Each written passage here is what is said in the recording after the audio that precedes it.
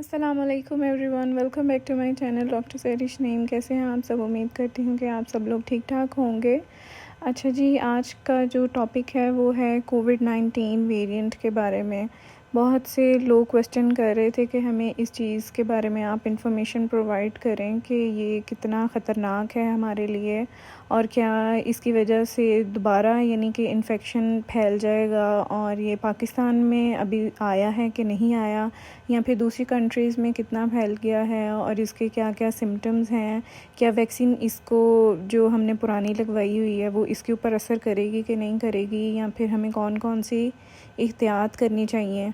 तो आज की वीडियो में हम इस चीज़ को हम डिटेल से डिस्कस करेंगे।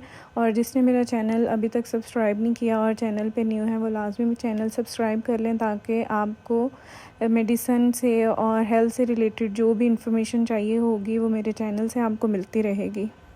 सबसे पहले तो मैं आपको बताती हूँ कि ये कोविड-19 वेरिएंट असल में है क्या, क्यों यानी कि ये आजकल दोबारा से फैल रहा है। जो वायरस होता है ना, वो म्यूटेट करता है यानी कि रेप्लिकेट करता है। वो अगर हमें एक दफ़ा वायरस हो जाता है और फिर वो दोबारा अपनी एक नई शक्ल यानी कि एक नई और मज़ीद स्ट्रॉन्ग यानी कि वो अपनी फेस में आता है और हमारे ऊपर असरअंदाज करता है।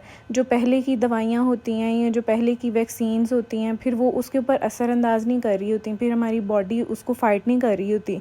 देखें, हमारी बॉडी एक वायरस से लड़ने के काबिल हो जाती है, लेकिन जब वही वायरस आप समझ लें कि अपनी शक्ल बदल के आता है या किसी और रूप में हमारी तरफ आता है, तो हमारी बॉडी उसको यानी कि उस तरह से फ़ाइट नहीं कर सकती, क्योंकि उसने तो पहले वाले वायरस की हमने वैक्सीन करवाई होती है। हमारी बॉडी उसको तो अच्छे से फ़ाइट कर लेती है, लेकिन वही वायरस जब दोबारा से रेप्लिकेट करके और म्यूटेशन करके हमारी तरफ दोबारा हमें अटैक करता है, तो फिर हमें प्रॉब्लम आती है। ये तो जी थी हमारे पास वायरस की इंफॉर्मेशन कि ये जी कोविड वेरिएंट जो है वो है क्या। अब मैं आपको बताती हूँ कि WHO ने इसका हमें अलर्ट दिया है। उसने कहा है कि ये जो पिछले वायरस जितने भी गुज़र के गए हैं, ये उन सब से ज़्यादा ट्रांसमिसेबल वायरस है। यानी कि ये वायरस जो पिछले जितने भी वायरस हैं उन सब से ज़्यादा तेज़ी से फैलने वाला है, यानी कि ये कॉन्टेजियस है। ये बहुत जल्दी फैलने वाला वायरस है और USA में और चाइना वगैरह में ये बहुत स्पीड से फैल रहा है। इस वायरस को BF7 भी बोल रहे हैं, कैरेकिन भी बोल रहे हैं, IHU वेरिएंट भी बोल रहे हैं, यानी कि इसके बहुत सारे नाम हैं। और इसके कुछ कॉमन से यानी कि सिम्टम्स हैं जो बहुत से लोगों में इसके अपीयर हो रहे हैं। मैं आपके साथ वो डिस्कस कर लेती हूँ।